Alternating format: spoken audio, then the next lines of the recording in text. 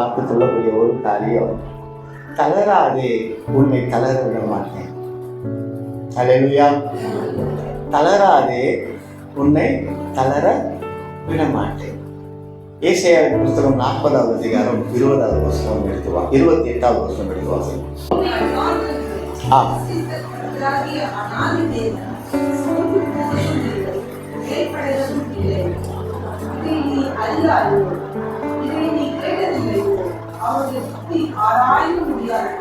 பாருங்க, ஆண்டவர் எவ்வளவு அருமையானவர் பாருங்க. சோர்ந்து போகிறவர்களை பார்த்து ஆண்டவர் சொல்றாரு, பூமியின் கடையாந்திரங்களை சிருஷ்டித்த கர்த்தராகிய அநாதி தேவன் சோர்ந்து போவதும் இல்லை, இளைப்படைவதும் இல்லை. சோர்ந்து போவதும் இல்லை, இளைப்படைவதும் இல்லை. பாருங்க, ஆண்டவர் என்னைக்காவது சோர்ந்து போயிருக்காருன்றத நாம நினைச்சு பார்க்க முடியுமா? நினைச்சு பார்க்க முடியுமா? இந்த பகுதி ஏசாயாவின் புத்தகம் 40வது அதிகாரம் எதை சொல்லுதுன்னா, ஆறுதலை, தேவனுடைய வல்லமையை, அவருக்குண்டான வருகையை குறித்து, அது மாத்திரமல்ல, பாவத்திலிருந்து விடுதலை ஆக்கப்பட்ட சிறையிருப்பு ஜனங்களை வெள்ளப்படுத்துகிற அதிகாரமா இந்த அதிகாரம் இருக்கிறது. அப்ப இன்னைக்கு இந்த அதிகாரத்தின் போலவே தான் நம்ம வாழ்க்கையில் இருக்குது. ஏதோ ஒரு சூழ்நிலையில, ஏதோ ஒரு காரியத்துல பலனை இழந்து பலவீனமான பாத்திரமாய் நாம வந்திருக்கிறோம், தளர்ந்து வந்திருக்கிறோம். இந்த வாரம் சர்ச்சுக்கு போகலாமே, அடுத்த வாரம் போகலாமே அப்படிங்கிற எண்ணம் நேற்று நைட்டே வந்துருச்சு. அது என்னன்னு தெரியலப்பா. சர்ச்சுக்கு போற ஜனங்களுக்கு மட்டும்தான் நைட்டே வந்துருது இந்த எண்ணம். காலையில வந்தாலும் பரவாயில்ல, நைட்டே வந்துருது. இன்னும் சில பேர் இருக்கும், 8 மணி ஆயிடுச்சு, இதுக்கு மேல போனா என்ன ஆகும், பரவாயில்ல வீட்டுல இருந்துடலாம். தளர்வு, இப்படிப்பட்ட தளர்வுகள் சத்ரு கொண்டு வருகிறதா இருக்கிறது. அல்லேலூயா, அல்லேலூயா. ஒன்று மட்டும் நல்லா புரிஞ்சு கொள்ளுங்க, உண்டாக்கினவர், நம்மை உண்டாக்கினவர் என்றும் ஒரு நாளும் ஒரு பொழுதும் நம்மளை தளர விடுகிறது என்பதே இல்லைங்க. அல்லேலூயா, அல்லேலூயா. ஏசாயா 40:29 வாசிங்க.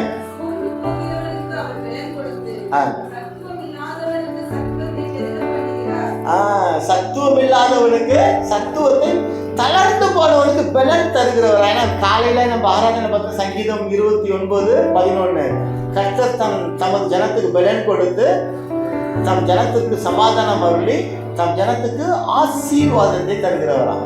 அப்ப ஆண்டவருக்கு தெரியுது, தம் பிள்ளைக்கு முதலாவது என்ன தேவை, தம்மை தேடி வருகிற பிள்ளைக்கு முதலாவது தேவை பலன்.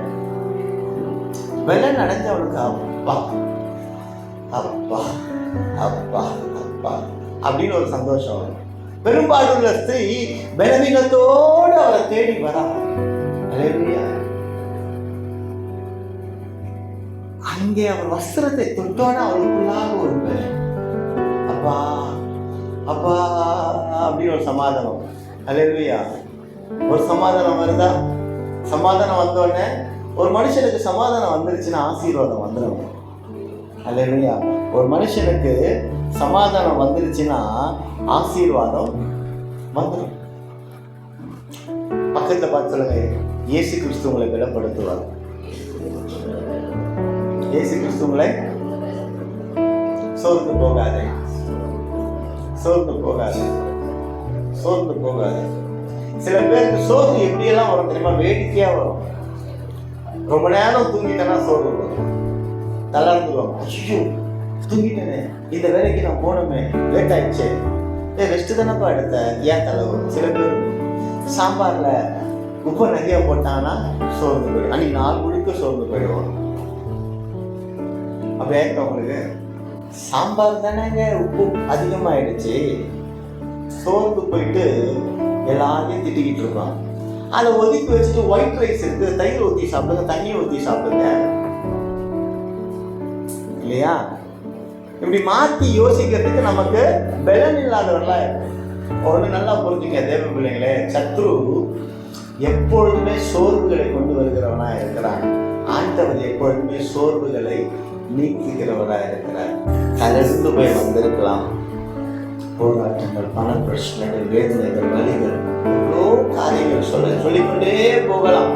ஆனால் தளர்ந்த உன்னை உனக்கான ஒரு வார்த்தை கொடுக்குறாங்க, வானத்தையும் பூமியையும் உண்டாக்கின அநாதி தேவன் ஒரு காலம் சோர்ந்து போவதில்லை, இலைப்படுவதும் இல்லை. அப்ப அவர் பிள்ளையா இருக்கிற நாம ஏங்க சோர்ந்து போனோம்? சோர்ந்து போகிறவனுக்கு அவர் பலன் கொடுத்து, சத்துவம் இல்லாதவனுக்கு அவர் சத்துவத்தை கொண்டு தருகிறார். நம்ம பலன் குன்றி போகாதபடிக்கு நம்மை காக்கிறவன் நம்ம கர்த்தர் இருக்கிறார். இல்லையா? ஒரு காரியம் அழகா பார்க்கலாம். கலாத்தியர் 6:9. ஒரு பிள்ளை எதுல முக்கியமா சோர்ந்து போகக்கூடாதுன்னா, நன்மை செய்கிறதில் சோர்ந்து போகாமல் இருப்போமாக. நாம் தளர்ந்து போகாதிருந்தால் ஏற்ற காலத்திலே அறுப்போம். தளர்ந்தவனுக்கு அறுவடை பண்ண முடியாது, தளராதவனுக்கு தான் அறுவடையை பண்ணி கொள்ள முடியும். விதை விதைச்சிட்டீங்க, அறுவடை நாள் வந்துருச்சு, சரியா? ஐயோ இவ்வளோத்தையும் நான் அறுவடை பண்ணணுமான்னு தளர்ந்து போயிட்டீங்க அப்படின்னா அந்த நிலத்தை யார் அறுவடை பண்ணுவா? வெயில் அடிக்குது பயங்கரமா, இப்ப அறுவடை பண்ணணும், பண்ணல, நாளைக்கு பார்த்துக்கலாம் அப்படின்னு போயிட்டீங்க. நாளைக்கு திரும்ப வந்து அறுவடை வயல் நிலத்தை பார்க்குறீங்க, அறுவடை பண்ணணும், நாளன்னைக்கு பார்த்துக்கலான்னு போயிடுறீங்க. நாளன்னைக்கு வரும்பொழுது பார்த்தா நைட்டு ஃபுல்லா மழை பெஞ்சு அந்த பயிரெல்லாம் அழிஞ்சு போச்சு. என்ன பண்ணுவீங்க? வேலை செய்வதற்கு தளர்ந்த நீங்கள் கொஞ்சம் இருந்த பிறந்த வேலை செய்து வந்த ஆசீர்வாதத்தை பெற்றுக்கொள்ளாதபடிக்கு தளர்ந்துருக்கிறீர்கள். இன்னைக்கு நம்ம வீடுகள் அப்படிதான் இருக்குது, தளர்வு. எதுல? குடும்ப ஜெபம் பண்ணுகிறதுல தளர்வு, குடும்ப ஜெபம் பண்ணுகிறதுல தளர்வு. ஆனா அந்த குடும்ப ஜெபம் பண்ணுகிற நேரத்துல நீங்க டயர்டா வந்திருப்பீங்க. யாரோ ஒரு மனிதர் கூப்பிடாருங்கிறதுக்காக அந்த மனிதனை பார்க்க போவீங்களா? ஓடி போயிருக்கிறீங்களா? போயிருக்கீங்களா? அப்ப அங்க எங்க போச்சு தளர்வு? போவாமா, இருக்கம்மா, தூங்குறேனே அம்மா. அம்மாவும் சரி மகளே, மாமா வராது. உங்க மாமா பிரியாணி வாங்கி வந்திருக்கிறாரு. எங்க போச்சுன்னு தெரியாது தூக்கம். தட்டை திறக்கிறோம் இல்லையோ, பாக்கெட்டை திறந்து அடிச்சு திறந்துருப்போம். பாத்தீங்களா நம்ம எப்படி தளர்ந்து கிடக்குறோன்னு? இன்னைக்கு நம்ம குடும்ப ஜெபத்தை, தளர்ந்த குடும்ப ஜெபத்தை தட்டி தூக்குறவராக இருக்கிறார். இதை பார்த்து கொண்டு கேட்டுக்கொண்டு இருக்கிற தேவ ஜனமே, சத்ரு வைக்கிற பெரிய கண்ணி என்ன தெரியுமா? குடும்ப ஜெபத்துல கையை வச்சுட்டா அவங்க ஆசீர்வாதத்துல கையை வச்சது சமம். ஆசீர்வாதத்தை தடுக்கணும்லாம் அவசியம் இல்லை. குடும்ப ஜெபத்தை தடுத்துட்டாலுமே ஒரு தேவ பிள்ளைக்கு தனி ஜெபத்துல தளர்வை கொண்டு வந்துட்டா, ஒரு தேவ பிள்ளைக்கு குடும்ப ஜெபத்தை தளர்வை கொண்டு வந்துட்டா, ஒரு தேவ பிள்ளைய சபைக்கு போகத்துல தளர்வை கொண்டு வந்துட்டா, அவங்கள எப்படி வேணாலும் பயன்படுத்த முடியும். சத்ருவால எப்படி வேணாலும் பயன்படுத்த முடியும். இப்ப சொல்லுங்க, நீங்கள் எப்படி வேணாலும் பயன்படக்கூடிய பாத்திரமா இருக்கிறீங்களா? குயவன் கையில இப்படிதான் வணைந்து கொள்ளக்கூடிய பாத்திரமா இருக்கிறீங்களா? சொல்லுங்க, யார் கையில இருக்கிறீங்க? உலகத்தின் கையிலையா, குயவன் கையிலையா? சொல்லுங்க. அழகா சொல்லலாம் குயவன் கையிலன்னு. ஆனா குயவன் கையில இருக்கிறோமாங்கிறது நம்ம மனசாட்சி தான் சொல்லும். அல்லேலூயா, அல்லேலூயா. நம்ம மனசாட்சி தான் சொல்லும் குயவன் கையில இருக்கிறோமா இல்லையா. அல்லேலூயா, அல்லேலூயா. நாம் தளர்ந்து போக வேண்டும் என்கிறது அவனுடைய நோக்கமாக இருக்கிறது. நாம் தளர்வுல இருந்து எழும்பி வளர வேண்டும் என்பது தேவனுடைய நோக்கமாக இருக்கிறது.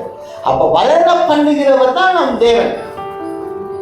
யோசேப்பு கனி தரும் திராட்சை செடியின் போது அவனை தளர பண்ணுவதற்கு அநேகர் கூட்டிட்டாங்க.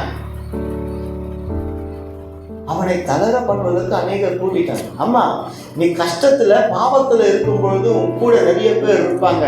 நான் நல்லா வாழணும், நான் இனி வரமாட்டேன், உங்களோட வந்து நான் உட்கார மாட்டேன்னு சொல்லும் பொழுது நீங்கள் தளர்ந்து போகும்படியாய் உங்கள் மீது அம்பு வில் வீரர்கள் அவனை மனமடிவாக்கினார்கள் என்று வேதம் சொல்லுகிறது. ஏன்? அவன் திராட்சை கொடி படர்ந்து போவான்.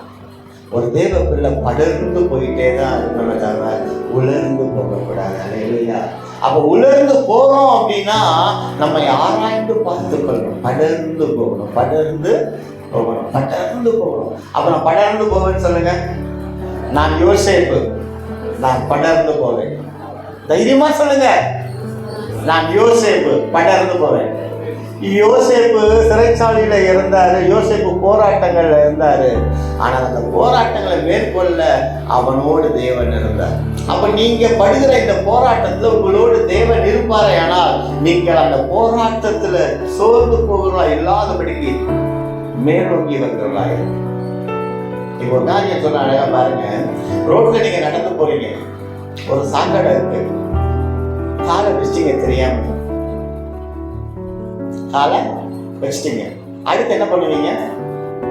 இன்னொரு காலை அங்கேயே வச்சுட்டு ஜாலியா இருக்குதுன்னு அப்படியே மணிக்கணக்கா நின்றுட்டு இருப்பீங்களா? அந்த காலை எடுத்துட்டு போய் முதல்ல கழுவுவீங்களா? ஏன்? அது அழுக்கு, கெடுதி இல்லையா? அப்ப பாருங்க தேவ பிள்ளைங்களே, அது கெடுதிங்கிறது தெரிஞ்சு ஞானம் இருக்கிறபடினால நம்ம போய் கழுவுறோம். ஆனா அதே வேளையில நம்ம குடும்ப ஜெபம் பண்ண முடியாதபடி தளர்வு வந்துடுது.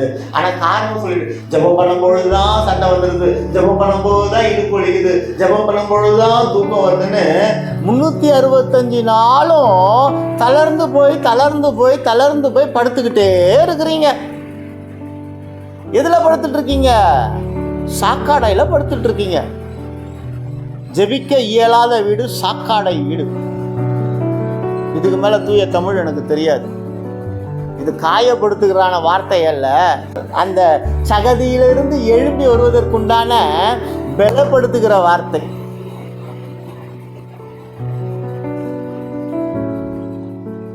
அடுத்து நடந்து போறோம், திரும்ப ஒரு சாக்கடை வருது. காலை வைப்பீங்களா, தாண்டுவீங்களா? ஒரு வாட்டி அறியாமையில வைக்கலாம், ஆனா அது அழுக்குன்னு தெரிஞ்ச உடனே அடுத்த காலை வைப்பீங்களா? இல்லை. காலை வைப்பீங்களா? இல்லை. திரும்பவும் காலை வைப்பீங்க. சில வேளையில் வேணுக்கே கூட திரும்ப கழுவுவீங்களா? ஒரு சுத்திகரிப்பு தேவைப்படுது. அப்போ பலவீனத்தோடு இருக்கிற தேவஜனமே, உங்களை பலப்படுத்துகிற கிறிஸ்துவனால எல்லாவற்றையும் செய்ய பலன் உண்டு என்கிற விசுவாசம் நமக்குள்ளே வந்துடுச்சுன்னா நம்ம பலனடைந்து கொண்டே போயிட்டு இருக்கோம். அல்லேலூயா. அந்த பலவீனத்தை கொண்டு வருகிறபடியினாலே அவன் பெரியவன் அல்ல, அவனை காலின் கீழே மிதித்து அவர் ஒருவர் உண்டு, அவர் நாம் ஆராதிக்கிற தேவன். அவரை நீங்கள் அழைப்பீர்களே, ஆனால் நல்லவரே வல்லவரே உம்மை ஆராதிப்பேன் என்று நீங்கள் அழைப்பீங்க அப்படின்னா நீங்கள் பாதுகாக்கப்படுகிறவர்களாக இருப்பீர்கள். சோர்வடைந்தாலும் இளைப்படைவது இல்லை. கர்த்தரை தேடுகிற பிள்ளைகளுக்கு சோர்வுகள் வந்தாலும் அவர்கள் அதில் அழிந்து போவது இல்லை. புரியுதுங்களா? இன்னைக்கு ஆண்டவர் 2 விதத்தில் புரிய வைக்கிறார். ஒன்று, நீங்கள் சோர்வில் இருக்கிறீங்க, நான் பலப்படுத்துகிற தேவன். இன்னொன்று, ஜெபிக்க முடியாமல் இருக்கிற உங்கள் குடும்பத்தாரை நீங்கள் ஜெபத்தை நடத்துவதற்கு நான் தருகிற பலன் உங்களுக்கு போதுமானதாக இருக்கிறது. ஜெப நேரம் 9 மணி. அங்கே நான் வெளியில என் நண்பர்களோடு இருப்பேன்.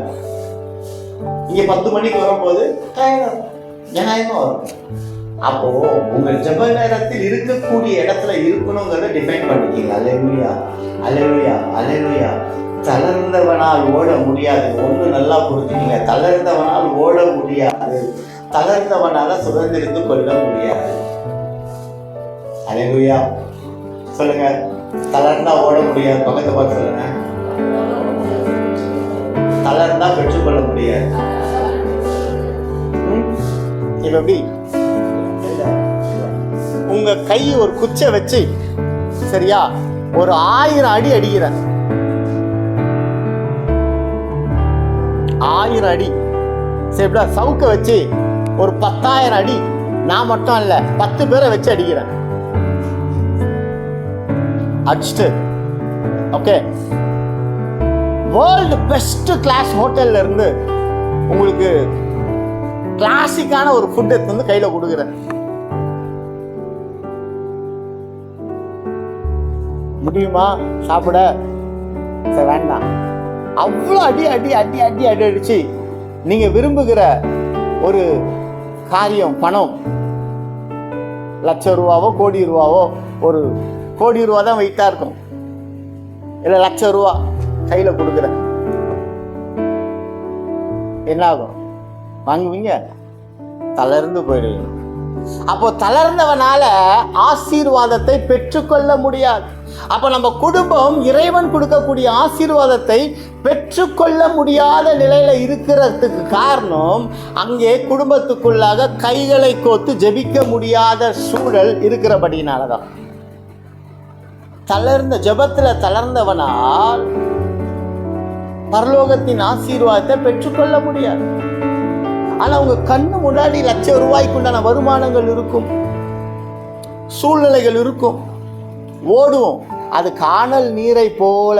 இப்போ பாலைவனத்தில் போகிறோம் அப்படின்னா வறண்டு திரிந்து ஓடும் பொழுது எதிர்க்க பார்ப்போம், காணல் நீர் மாதிரி குளம் மாதிரி தெரியும், ஓடி போவோம், அவுட்டு, அடுத்து அவுட்டு, மூணாவது உண்மையாலுமே குளம் கிடக்கும், அட போடா அப்படின்னு சொல்லி படுத்து இறந்து போயிடுவோம், இல்லை சோர்ந்து போயிடுவோம் இல்லையா? இன்னைக்கு நம்ம வாழ்க்கை அப்படி தான் இருக்குது, தளர்ந்து கிடக்கிறோம். ஆனால் தேவன் சொல்லுகிறாரு, தளராதே மகளே, தளராதே மகனே, நான் உன்னோடு இருந்து உனக்கு பலனை கொடுத்து சமாதானத்தை கொடுத்து உனக்கு ஆசீர்வாதத்தை தருவேன். நீ எனக்குள்ள வந்துடு, என்னோட திராட்சை செடியாய் யோசேப்பை போல படருகிற கொடியாய் இருந்துடு, படருகிற கொடியாய் இருந்துடு. படரக்கூடிய வளரக்கூடிய இடத்துல உன் ஐக்கியத்தை வைத்துக்கொள். வளரக்கூடிய இடத்துல இருந்த நீ ஆசீர்வாதம் இல்லாத ஜனத்தோட போய் சேர்ந்தபடினால உன் ஆசீர்வாதத்தை நீ பெற்றுக்கொள்ள முடியவில்லைன்னு ஆண்டவர் தெளிவாய் சொல்லுகிறார். இருதயமே தெளிவாய் கேட்டுக்கொள். நீ எந்த நண்பர்களோடு உறவு வைத்து கொண்டிருக்கிறாய் என்பதை நான் அறியேன். அவர் அறிந்திருக்கிறபடினால அந்த நண்பர்களை விட்டு நீ விலகி வர வேண்டும் என்பதை அவர் தீர்மானம் பண்ணுகிற தேவனாய் இருக்கிறார். அல்லேலூயா. ஏனென்றால் உன்னை அவர் சிறு வயது முதல் கொண்டே படருகிற கொடியாய் பார்த்தபடியினாலே உனக்குள்ளாக இருக்கிற அந்த கொடிக்குள்ளாக இருக்கிற அந்த ஜீவ தண்ணீர் இப்பொழுது வறண்டு கிடக்கிற நிலையில நீ இருந்து கொண்டிருக்கிறாய். இப்பொழுது அவர் ஜீவ தண்ணீரை உனக்கு கொடுத்து உன்னை படர வைக்க பிரியப்படுகிறார். அவர் கொடி என்றால், அவர் திராட்சை செடி என்றால் நாம் கொடியாயிருப்போமாக. அல்லேலூயா, அல்லேலூயா. அப்போ ஆண்டவர் இந்த வேளையில் என்னால் உணர முடியுது, இருதயங்களுடைய பலவீனத்தை அவர் நீக்கி போடுகிறவராய் இருக்கிறார். அவர் காயங்களுக்கு கட்டு போடுகிறவர், காயப்படுத்துகிற தேவன் இல்லை. காயத்தோடு வந்த உன்னை கட்டு போடுகிறவராய் இருக்கிறார். மந்தைக்குள்ளாக இருந்த நீ மந்தையை விட்டு வெளியே போன பொழுது 99 ஆடுகள் இருந்தாலும் காணாமல் போன ஒரு ஆட்டை தேடி காயப்பட்ட ஆட்டை கட்டு போட்டு எடுத்துக்கொண்டு வந்த மெய்ப்பனை போல பரலோக தகப்பன் காணாமல் போன உன்னை தேடி வந்தபடியினால நீ சோர்ந்து போன நிலையில இருக்கிறாய்.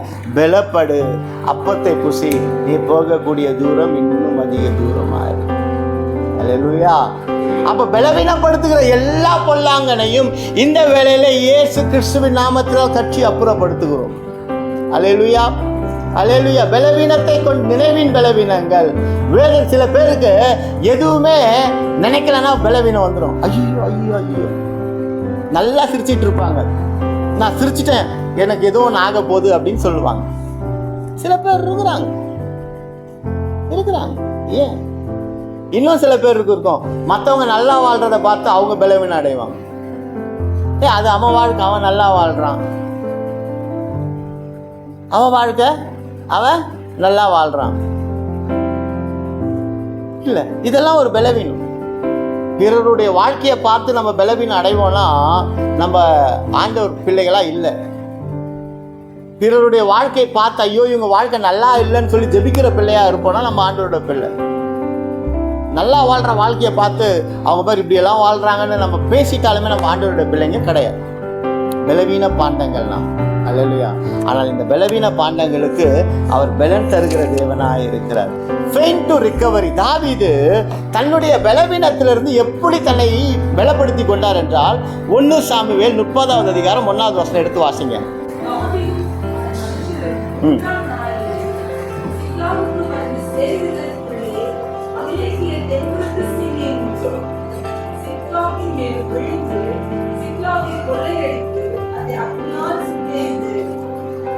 அல்லேலூயா.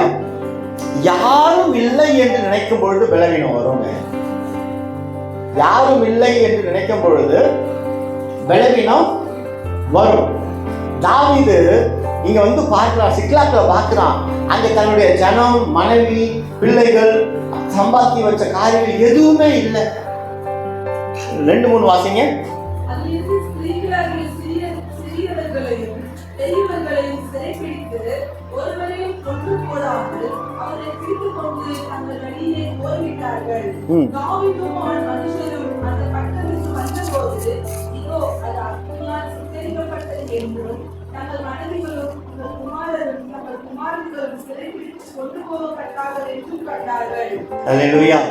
அங்க பாருங்க எவ்வளவு ஒரு சோர்வு வந்துடும். சங்கீதக்காரனுக்கு தெரியும், 46:1 இப்படி சொல்லுகிறது, தேவன் நமக்கு அடைக்கலமும் பெலனும் ஆபத்து காலத்தில் அனுகூல துணையுமானவர். இது எத்தனை பேருக்கு தெரியும்? தேவன் தான் எனக்கு பெலன், தேவன் தான் எனக்கு அடைக்கலன், ஆபத்துல எனக்கு அவர் தான் துணை. இது நமக்கு தெரியும். ஆனால் இதை செயல்படுத்துவோமானா நம்ம செயல்படுத்த மாட்டோம். அல்லேலூயா, அல்லேலூயா. அங்க பாருங்க, அழுவதற்கு கூட பெலன் இல்லாத நிலையில இருக்கிற தேவ பிள்ளைய, இன்னைக்கு அப்படிதான் இருக்கு உங்க வாழ்க்கை, இன்னைக்கு அப்படிதான் இருக்கு. ஆனா இந்த வாழ்க்கையில இருந்து விடுவிக்க அவரால் கூடும் என்கிற விசுவாசம் உங்களுக்கு வந்துருச்சுன்னா நீங்கள் பலன் அடைவது மிக நிச்சயம். அல்லேலூயா, அல்லேலூயா. 1 சாமுவேல் 30:6 வாசிங்க. மிகவும் நெருக்கப்பட்டார். சகல ஜனங்களும் தங்கள் குமாரர் குமார்த்திகள் நிமித்தம் அனக்லேசமானதினால் அவனை கல்லெறிய வேண்டும் என்று சொல்லிக் கொண்டார்கள். தாவீது தன் தேவனாகிய கர்த்தருக்குள்ளே தன்னை இடப்படுத்திக் கொண்டார். பாருங்க, இதுதான் பியூட்டி. இன்னைக்கு அநேக வேளையில உங்களை அழிக்கணும்னு நினைக்கிற ஜனங்கள் தான் உங்களோட இருக்கிறாங்க. ஜனங்கள் ஒரு பக்கம் இருந்தாலும் நாம் பண்ணின பாவம், நம்மளுடைய அக்கிரமத்தின் முதல் நம்ம படுகிற வேதனைகள் நம்மளை அழித்து கொண்டு இருக்கிறது. ஆனா தாவீது என்ன பண்றாருன்னா, தன் தேவனாகிய கர்த்தருக்குள்ளே தன்னை திடப்படுத்தி கொண்டான். அப்போ ஆண்டவருடைய பிள்ளைக்கு எப்போ பலவீனம் வரும்னா, நிறைய பேர் இருக்கும்போது சந்தோஷமா இருக்கும், விட்டுட்டு போயிட்டாங்கன்னா பலவீனம் வந்துடும், பயம் வந்துடும் இல்லையா? 2வது, ஒரு பிள்ளைக்கு எப்போ பலன் வரும்னா, விட்டுட்டு போன ஜனங்களுக்கு பின்னாடி போகாம தன்னை என்னை பலப்படுத்துகிற கிறிஸ்துவனால எல்லாவற்றையும் செய்ய எனக்கு பலன் உண்டு என்று அவர் பாதத்திலே அமரும் பொழுது பலன் வரும். அவர் பாதத்திலே, அப்ப அவரோடு அமரும் பொழுது நமக்கு பலன் வரும், பலன் வரும். அல்லேலூயா. 38 வாசிங்க.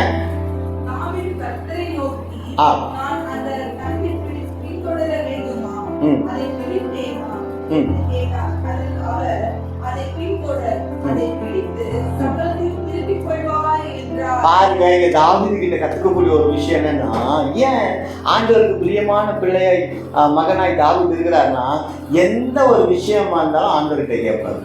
இப்போ நான் அந்த வேலையை செய்ய உங்க சித்தமான ஆண்டவர்கிட்ட கேட்டிருக்கிறீங்களா? நான் அந்த வியாபாரத்தை செய்ய உங்க சித்தமானு கேட்டிருக்கிறீங்களா? நான் அந்த நண்பனோட பழகுவது உங்க சித்தமானு கேட்டிருக்கிறோமா? இப்படி கேட்கும் பொழுது அவர் சத்தம் கேட்கும். நோ, இல்லை, எஸ், இல்லை, சைலண்ட். சில பேர் சொல்லுவாங்க, மௌனம் சம்மதத்துக்கு அறிகுறி. சைலண்ட் அப்படின்னா சைலண்ட் தான், அவ்வளவுதான். நோனா நோ. சில பேர் எப்படின்னா, அந்த நோ வந்துடக்கூடாதுன்னு எஸ்ங்கிற வார்த்தையே தேடுவாங்க. அதையே தெரியும், ஆண்டவர் என்னோடு பேசினார், ஆண்டவர் என்னோடு பேச சொல்லிக்கிட்டே இருக்கோம். நாம வார்த்தையை தேடுகிறது காட்டிலும் வார்த்தை நம்ம இடத்துல வரும் பொழுது அதுதான் ரியல் சைன், அதுதான் ரியல் சைன். பாருங்க, நான் அந்த தந்தை பின் தொடரலாமா? எடுத்து வாசிங்க. 30, 19, 20.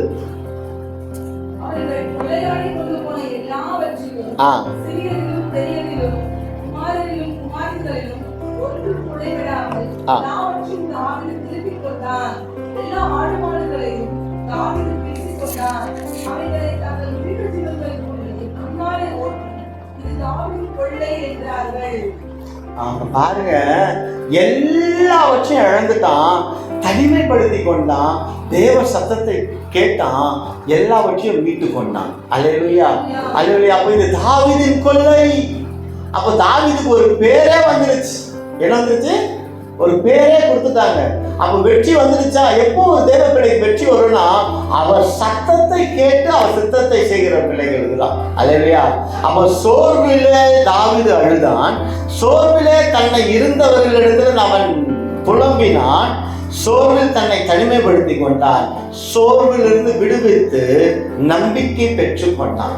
இந்த 4 காரியத்தை ஒரு தேவ பிள்ளை செய்யும் பொழுது ஆண்டவர் பெரிய காரியத்தை செய்ய வல்லவராய் இருக்கிறார். அல்லேலூயா, அல்லேலூயா.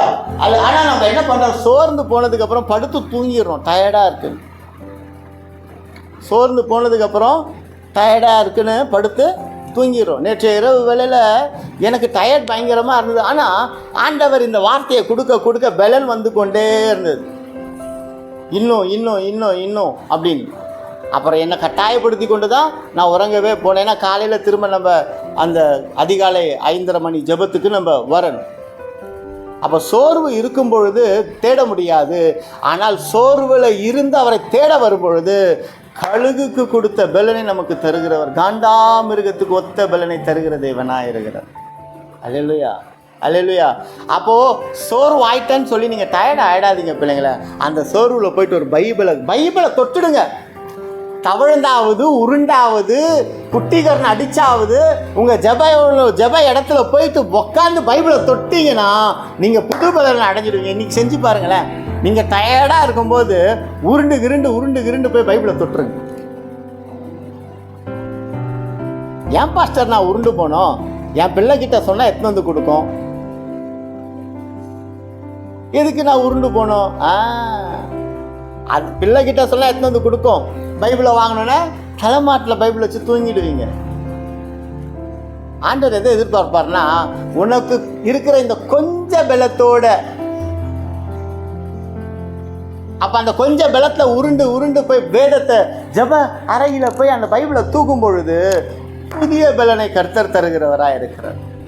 என் சத்தத்தை கேட்டு யார் கதவை திறக்கிறாங்களோ அங்கே தான் உட்பிரவேசிப்பேன். அவர் கூறிய பிச்சுக்கிட்டு வர்றது தேவன். கதவு சாத்தியிருந்தாலும் உள்ளே வரக்கூடிய தேவன் தான். சீஷர்களை காண கதவுகள் பூட்டி இருக்கு, ஆனால் வந்து உள்ளே நின்னாரு. அவருக்கு கதவை திறக்கணும்லாம் அவசியம் இல்லை. ஆனால் என்ன எதிர்பார்க்கிறார்னா, உன்னுடைய கொஞ்ச பலத்தில், உன்னுடைய இந்த கொஞ்சத்தில் எனக்கு கொடு, உன்னுடைய கொஞ்ச காரியத்தில் எனக்கு என்னை மேன்மைப்படுத்து, உன்னுடைய கொஞ்ச விசுவாசத்தில் நீ என்னை விசுவாசி, உன்னை அநேகத்தில் நான் விசுவாசத்தின் மகனாய் மாற்றுவேன். ஆபிரகாம் சோர்ந்து போனார். தானியேல் சொப்பனத்தை கண்டு சோர்ந்து போனார். ஆனால் அவர்களை பலப்படுத்தினார் அல்லவோ. அப்போ இன்றைக்கி சோர்ந்து போயிருக்கிற நமக்கு பலன் அவர் தான், நம்மை பலப்படுத்தக்கூடியவர் அவர் தான். அல்லேலூயா, அல்லேலூயா, அல்லேலூயா. சோர்ந்து போகிறவனுக்கு சத்துவத்தை தருகிறவர் அவர் தான். கர்த்தர் நல்லவராகவே இருக்கிறார். அல்லேலூயா, அல்லேலூயா. சோர்ந்து போகாதீங்க. யாரோ ஒரு மனுஷி சொன்ன ஒரு வார்த்தைக்காக எலியா சோர்ந்து போனவனாக இருந்தான். இன்னைக்கு எத்தனை பேருடைய வார்த்தை உங்களை சோர வச்சிருச்சு. டயர்டாயிட்டீங்களா? அப்படி நீ எல்லாம் நல்லாவே இருக்க மாட்ட. அந்த காலம் வரும்போது சொல்லுவாங்க, அவங்க அப்பவே சொன்னாங்க நான் நல்லா இருக்க மாட்டேன். அவன் யார் அப்பா உன் காலத்தை தீர்மானிக்கிறது? அவன் வார்த்தையை கொண்டு உன் வாழ்க்கை முடிந்தது என்று தீர்மானிக்க உனக்கு யாரு அதிகாரத்தை கொடுத்தார்? நல்லா புரிஞ்சுக்கங்க. இந்த உலகத்துல இருக்கிற எல்லா பொருளையும் அடக்குவதற்கும் ஆளுகை செய்வதற்கும் அதிகாரம் கொடுத்த தேவன் நம்மை ஆளுகை செய்வதற்கு அவருக்கு ஒருவருக்கு மட்டும்தான் அதிகாரம் இருக்கே தவிர யாருக்குமே அதிகாரம் கிடையாது. உங்களை தீய வழிக்கு உங்கள் நினைவுகள் கொண்டு செல்லுமே என்றால் அது அவர் அல்ல. அப்ப சொன்ன இயேசு கிறிஸ்துவின் நாமத்தினாலே சொல்லணும். சோர்வுகள் ஜெபிக்கிற வேலையில வந்தா இயேசு கிறிஸ்துவின் நாமத்தினாலே சொல்லணும். பலவீனப்படுத்தக்கூடிய சூழ்நிலை வந்தா இயேசு கிறிஸ்துவின் நாமத்தினாலே சொல்லணும். அப்ப அவர் நாமத்தினாலே நாம் பலன் அடைகிறவர்களா இருக்கிறோம்.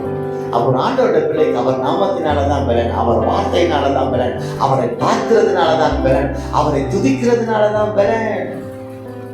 அப்ப இன்னைக்கு நைட் 9 மணி அண்ணன் டயர்டா இருக்கிறேன் நான் தூங்குறேன் அப்படின்லாம் படுக்கக்கூடாது. யாருன்னா பேரண்ட்ஸ் ஜெபிக்கிற வேலையில தூங்குனீங்கன்னா பிள்ளைங்க போயிட்டு பாடுங்க. பிள்ளைங்க தூங்குவாங்கன்னா பிள்ளைங்களை தலையில தூக்கி வச்சு டான்ஸ் ஆடுங்க. சோர்வுகளிலிருந்து விடுதலை தருகிறது அவர் வார்த்தை, அவரை துதி பாடுவது தான். அவ்வளவுதான். நாம பிரியப்படணுங்க. எப்படி பிரியப்படலாம்? ஆண்டவரே ஜெபிக்க முடியல ஆண்டவரே, நான் தூங்குற ஆண்டவரேன்னு முடிவு பண்ணிடக்கூடாது.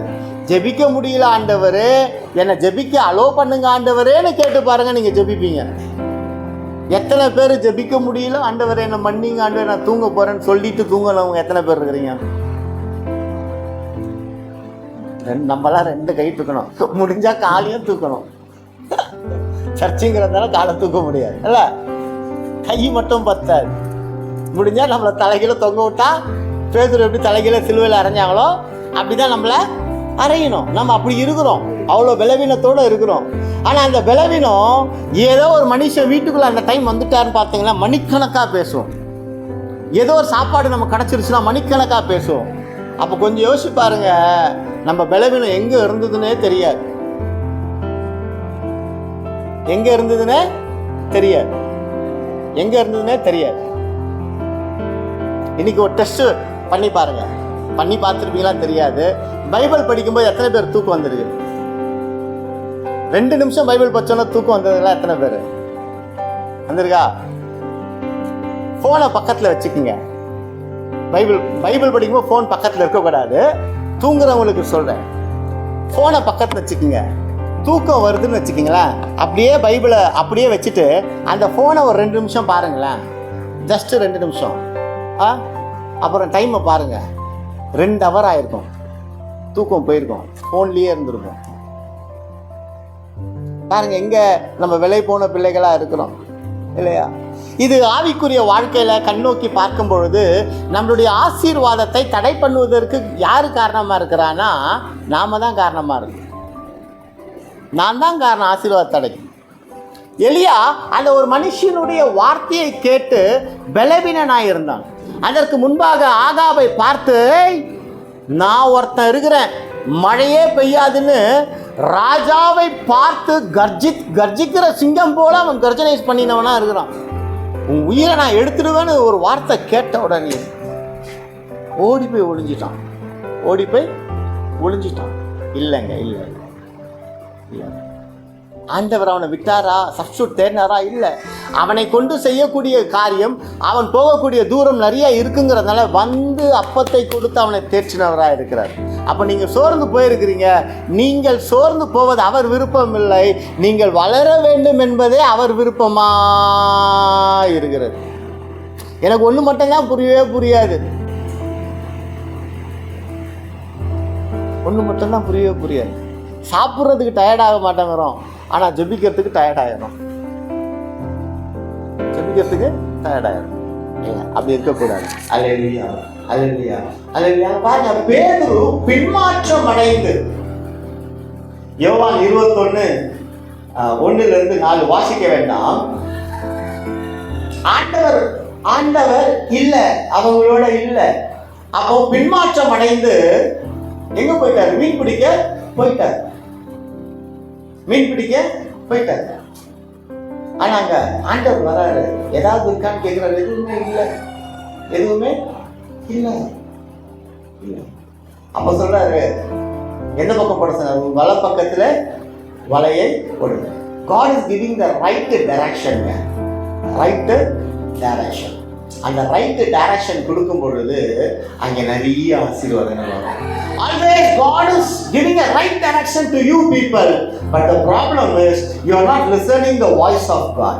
பேதுரு ஆண்டவருடைய சத்தத்தை கேட்டு அவர் சொன்னபடி வலையை வலப்பக்கம் போடும் பொழுது வலை கிழியத்தக்கதான கிளியலை, நல்லா புரிஞ்சுக்கங்க, அதான் ஆசீர்வாதம்.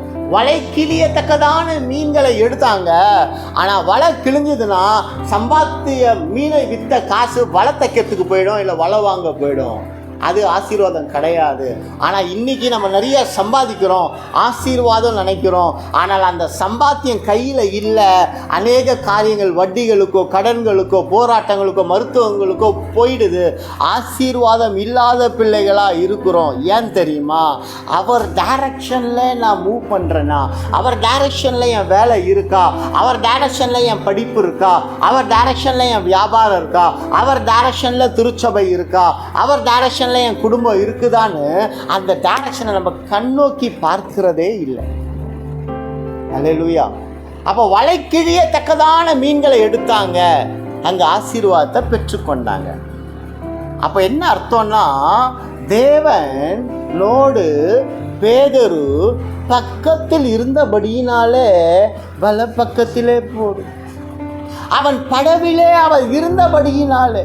ஐயரே, அதே பார்க்கலாம், மார்க்கில் சொல்லுவாங்க, ஐயரே நாள் முழுவதும் எடுக்க வேண்டாம், மத்தேயுல நாள் முழுவதும் முழுவதும் நாங்கள் பிரயாசப்பட்டோம்ப்பா, ஒன்றும் கிடைக்கல.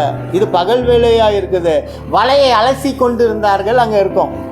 அப்போனா என்ன அர்த்தம்? வேலையை முடிச்சிட்டாங்கன்னு அர்த்தம். போடுங்கிறாரு. பகல் வேலையில் கிடைக்குதேம்மா. ஏன்? சொன்னவர் அவர் அல்லவோ? ஏன் பலத்தை கொடுத்தவர் அவர் அல்லவோ?